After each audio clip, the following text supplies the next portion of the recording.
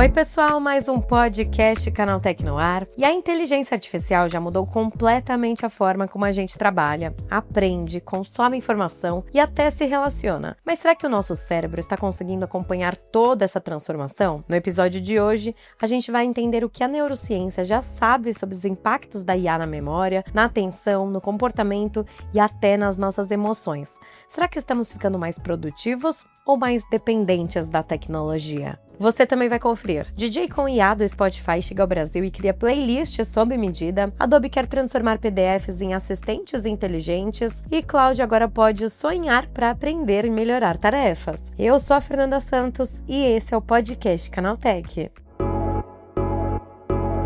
Bora entrar no tema do episódio? A inteligência artificial deixou de ser uma promessa distante e passou a fazer parte da rotina de milhões de pessoas. Hoje ela escreve textos, organiza tarefas, ajuda em diagnósticos médicos, cria imagens, resume reuniões e até participa de conversas cada vez mais naturais. Mas enquanto a tecnologia evolui em velocidade acelerada, uma pergunta começa a preocupar especialistas. O cérebro humano consegue acompanhar tudo isso? Para entender os efeitos dessa transformação na nossa mente e no nosso comportamento, eu converso hoje com André Cruz, CEO da Neura e especialista em neurociência e comportamento. Na conversa ele explica como o excesso de informação pode afetar nossa cognição, fala sobre a dependência tecnológica, mudanças nas relações humanas e também sobre os possíveis benefícios da IA para aprendizado, saúde e produtividade. Para começar, você fala que o cérebro humano é milenar, mas ele está sendo forçado a operar num ritmo digital quase que artificial. O que a neurociência revela sobre como o cérebro está lidando com essa transformação acelerada pela inteligência artificial? A gente está adaptando a nossa mente ou só sobrevivendo a esse novo mundo? Essa é a grande pergunta, né? Fisiologicamente, não. Fisiologicamente, não tem como o cérebro se adaptar tão rápido a tanta mudança. Por isso, o cérebro milenar. Mas é o que a gente vive. A gente vive numa era de um excesso de conexão, excesso de informação e infinita interação simultânea, né? É tudo muito à mão, é muito rápido, é muito fácil do necessário ao desnecessário. E o cérebro, eu falo brincando isso, mas é verdade, o cérebro tá bugando. A gente nunca teve tanto burnout, nunca teve tanta dúvida do que tem que fazer. E eu acho que vai ter aí um novo momento que a gente está viciado nessa dose de dopamina, né, invadindo o cérebro o tempo inteiro. Eu acho que o cérebro, uma hora, ele vai ter que entender isso daí, ou as pessoas vão ter que entender e começar a filtrar o que eu levo ou não, o que eu preciso no primeiro momento de informação ou não. Porque isso de ser sempre mais e nunca ser suficiente, que é um paradoxo, é o que a gente está vivendo. E o cérebro, a meu ver, não está entendendo isso ainda. Mas nós temos condições de falar, cérebro, entende isso daqui. E eu começo a organizar as minhas buscas, as minhas procuras. Mas a gente vive num mundo, realmente, um mundo onde a gente não tem noção ainda do impacto que isso vai acontecer em memória, capacidade cognitiva, ou seja, facilidades que a IA nos dá, mas que também tiram um pouco da cognição do ser humano. Né? Nós somos os únicos seres cognitivos, a gente consegue transformar um dado e trazer uma nova perspectiva que o dado em si, ele ainda não consegue trazer, a IA não consegue trazer, né? A neurociência ajuda a entender justamente essa mudança no cérebro, no nível cognitivo e no nível comportamental. Mas sim, não tem como. Culturalmente, organizacionalmente, tudo vai mudar. Eu falo que a IA é como a revolução agrícola, revolução industrial, revolução tecnológica e revolução IA. Não sobra pedra sobre pedra. É uma mudança radical em absolutamente tudo que a gente está vendo. André, e quais são os maiores riscos quase que invisíveis que a inteligência artificial traz para a nossa mente, para a mente humana? No futuro, a gente vai poder ver avanço muito significativo nessa integração humano e IA. Mas a gente também vai começar a entender os riscos de pode acontecer manipulação cognitiva, perda de uma identidade individual. Então vamos lá. A gente fala ponto positivo e ponto negativo. Ponto positivo, uma melhora na tomada de decisão. Né? A ferramenta de IA, ela vai fornecer essa análise avançada.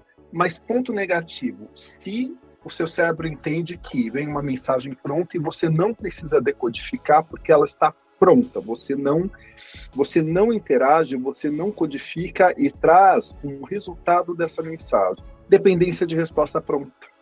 Por exemplo, um déficit de atenção e um déficit de superficialidade cognitiva. Por quê?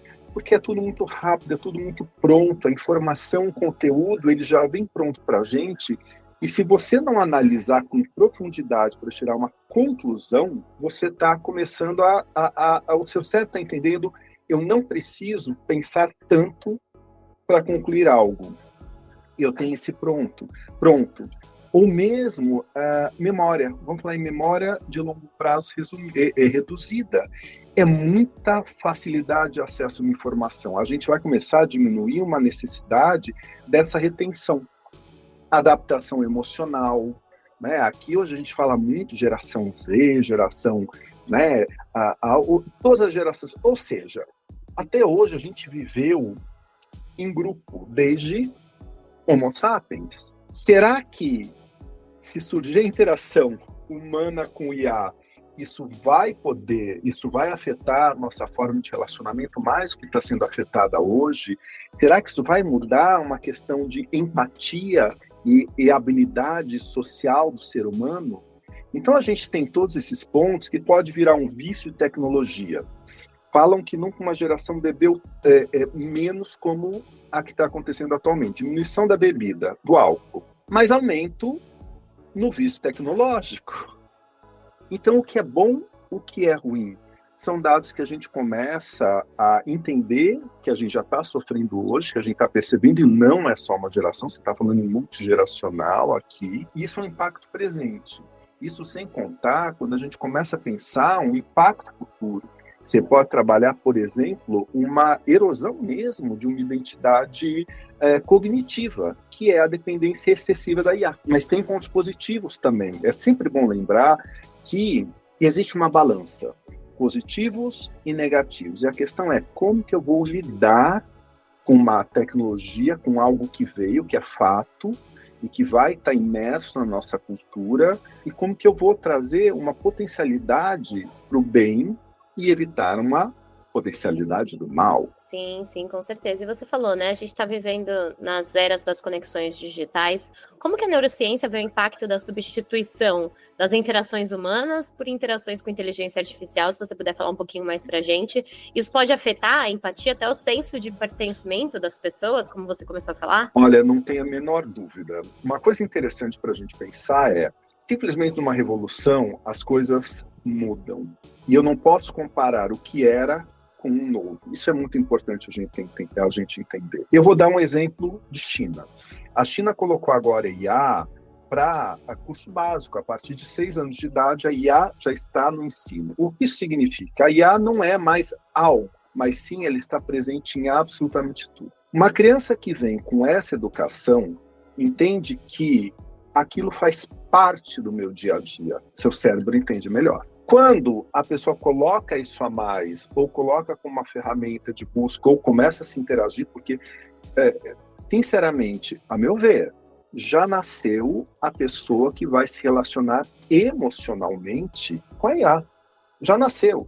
Daqui a alguns anos, talvez, e eu falo um talvez com muita certeza, a meu ver, o relacionamento entre pessoa e IA não vai ser mais discrepante, vai ser normal. Então veja aqui Antes algumas a gente coisas... via em filmes, né? A gente viu em filmes, né? Hoje a gente vê em filme uma coisa disruptiva, mas isso que é disruptivo hoje, amanhã vai ser muito comum. Mas o ser humano, como eu falei antes, desde Homo sapiens, ele é grupo. E sempre quem ficou fora do grupo ficou mais afeito ou mais propenso a se destacar, a se perder mais, porque o grupo é uma forma de proteção física, emocional. A neurociência mesmo coloca isso. É o senso de pertencimento. Você quer pertencer ao grupo natural, você quer pertencer ao grupo de um dia sem carne, você quer... O ser humano é um ser humano grupal. O senso de pertencimento é fato. Esse distanciamento é uma coisa que a gente também não vai entender. Será que vai ser um distanciamento do ser humano ou vai ser uma conexão maior com algo digital que não há uma conexão emocional? Eu acredito que a gente vai entrar no meio termo. né? Eu acho que a gente está muito disruptivo hoje, tudo é IA, tudo... Não, a IA vai fazer parte da nossa vida. Como a gente vai interagir com isso, seja grupos de WhatsApp, ou seja em festa, ou seja mesmo em comunhão, ou que seja relacionamento de amigos, isso vai prevalecer, isso vai permanecer, mas de outra forma. Eu acho que o que a gente está percebendo hoje é que o modelo que existe hoje, ele não é comparável por uma previsibilidade de um futuro. É como relacionamento. Relacionamento que vai ser normal.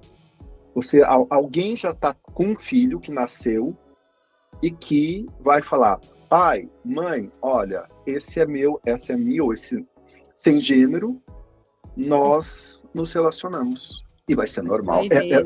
É maluco, mas sim, vai ser normal. E pegando um gancho, né, do que você falou até da China, né, qual que é o maior desafio para as empresas, educadores, até governos, né, ao incorporar a inteligência artificial de forma saudável na sociedade? Como que a gente pode equilibrar essa eficiência tecnológica que vem para nos ajudar, para facilitar a nossa vida, com o desenvolvimento emocional, social e até cognitivo das pessoas? Como que a gente faz esse equilíbrio? Essa é uma pergunta interessante, né? Porque cultura organizacional, pessoa, né? A gente não sai do escopo humano. Nós somos conscientes, subjetivos, empáticos, a gente tem uma inteligência emocional, criatividade, a capacidade desse pensamento abstrato.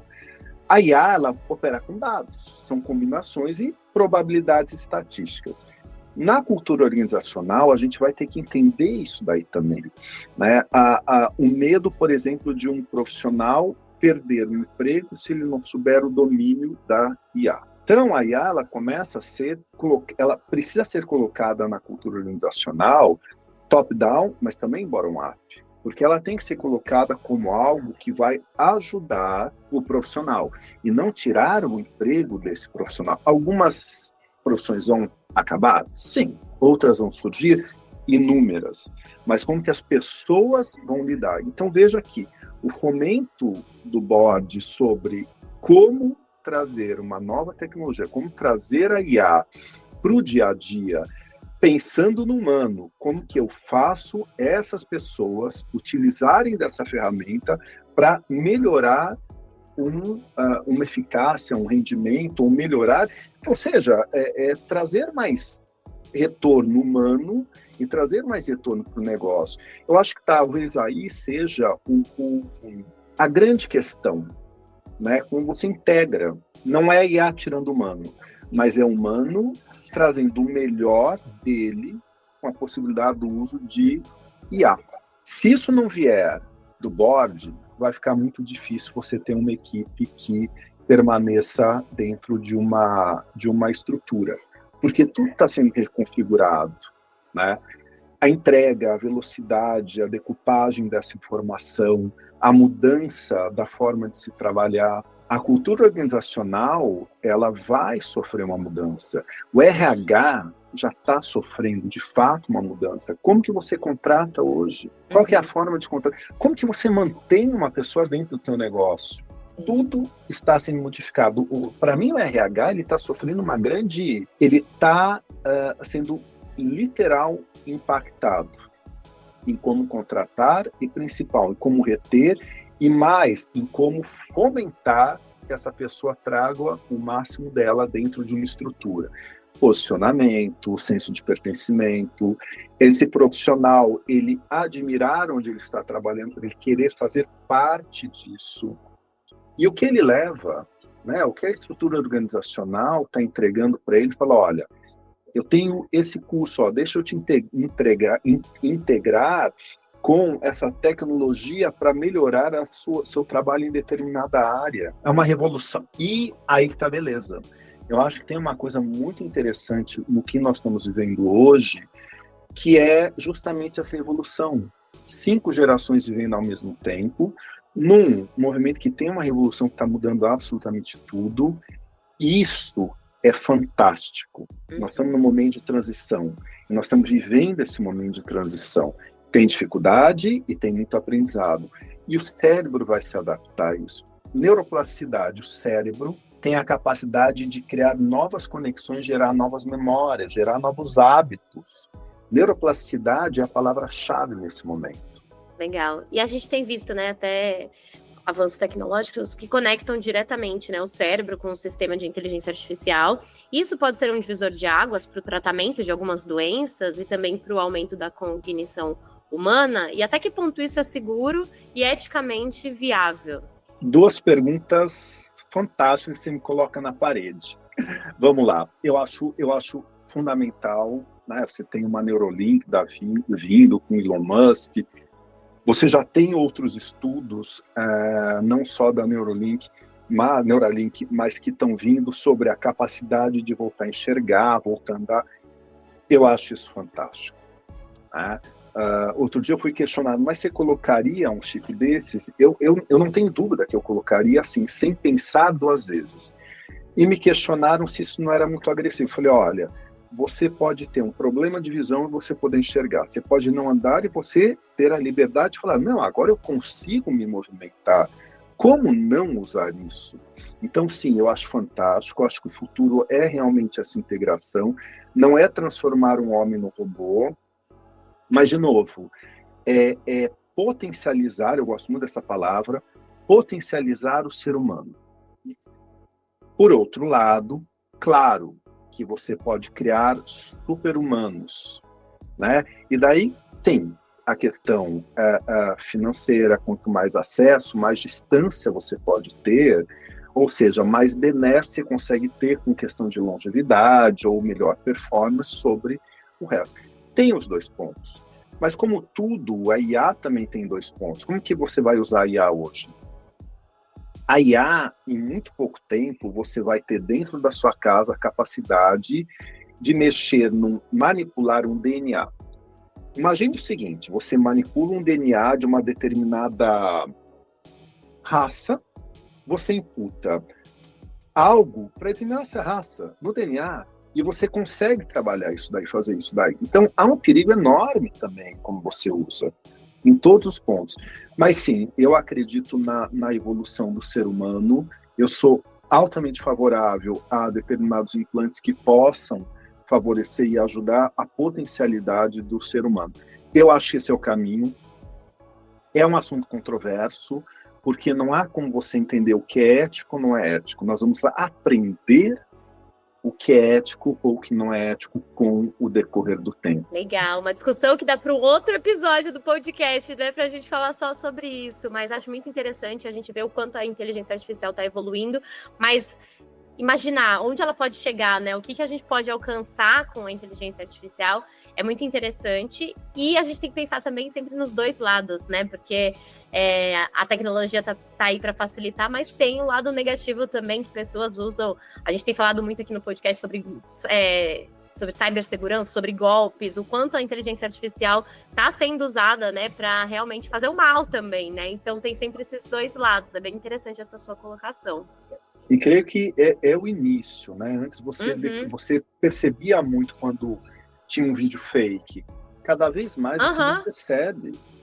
Nós estamos numa escalada, e é uma escalada muito rápida, por isso que, voltamos para o início da nossa conversa, o cérebro, como biológico, ele não acompanha essa mudança.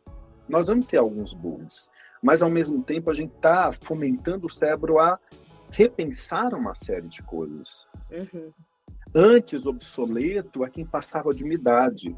Hoje, obsoleto é quem começa a não estar inteirado ou que não quer se inteirar com uma série de coisas que estão acontecendo, né? Porque está mudando. Então, sim, a gente vai ter vício muito maior em tecnologia, pode gerar distúrbio de sono, pode gerar memória de longo prazo reduzida, mas a gente também está vivendo uma era que eu posso aumentar a minha eficiência cognitiva, eu posso entender uma simulação emocional de um futuro, ou seja, eu consigo construir representações mentais para experiências futuras, né?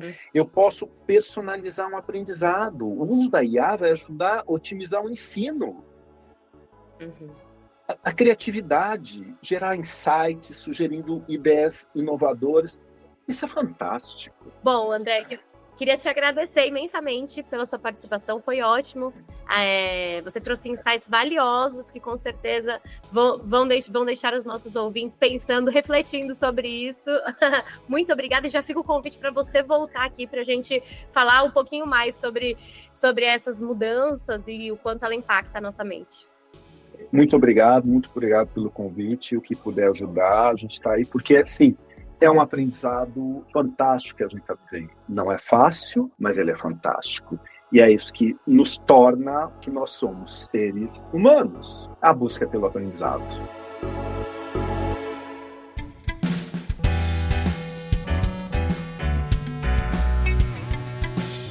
E vamos agora para o Giro de Notícias. O Spotify lançou oficialmente no Brasil o seu DJ com inteligência artificial. A novidade funciona como uma espécie de rádio personalizada. A IA analisa o que você costuma ouvir e monta playlists automaticamente com base nos seus gostos musicais. O recurso também interage com o usuário entre as músicas, comentando artistas, estilos e sugerindo novas faixas. No Brasil, a voz da assistente recebeu o nome de Dani. Além disso, dá para pedir músicas por voz ou texto, com comandos como "quero algo para treinar" ou "toca músicas mais animadas". Por enquanto, a função está disponível apenas para assinantes premium e marca mais um passo da IA dentro do streaming de música. E a Adobe quer reinventar os arquivos PDF usando inteligência artificial. A empresa anunciou uma série de novidades que transformam o documento tradicional em um ambiente muito mais interativo e inteligente. O principal recurso é o chamado PDF Spaces, um espaço colaborativo onde dá para reunir PDFs, apresentações, links, anotações e outros arquivos em um único lugar. E dentro desse ambiente, a IA consegue resumir documentos, responder perguntas, comparar arquivos, gerar insights e até criar versões em áudio do conteúdo. Outra novidade é um assistente que permite editar PDFs usando linguagem natural, praticamente conversando com o documento. E na prática, a ideia da Adobe é fazer o PDF deixar de ser apenas um arquivo estático e virar uma ferramenta inteligente de produtividade e colaboração.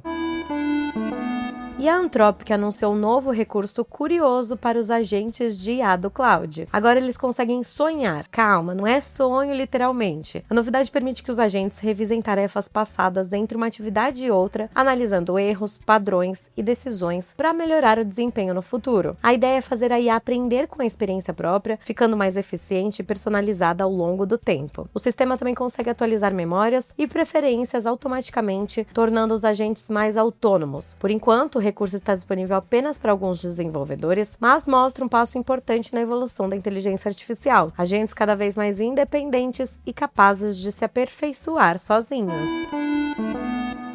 Então é isso, o podcast do Canaltech fica por aqui. Aproveite para seguir o Canaltech nas redes sociais e deixe uma avaliação no seu aplicativo de podcast preferido. Este podcast foi roteirizado e apresentado por Fernanda Santos e contou com reportagens de João Melo, Marcelo Fischer e André Laurenti, sob coordenação de Anaísa Catucci. A trilha sonora do Guilherme Zomer, a edição de Julie Cruz e a arte da capa é de Eric Teixeira. Você escuta o podcast do Canaltech de segunda a sábado. Até mais!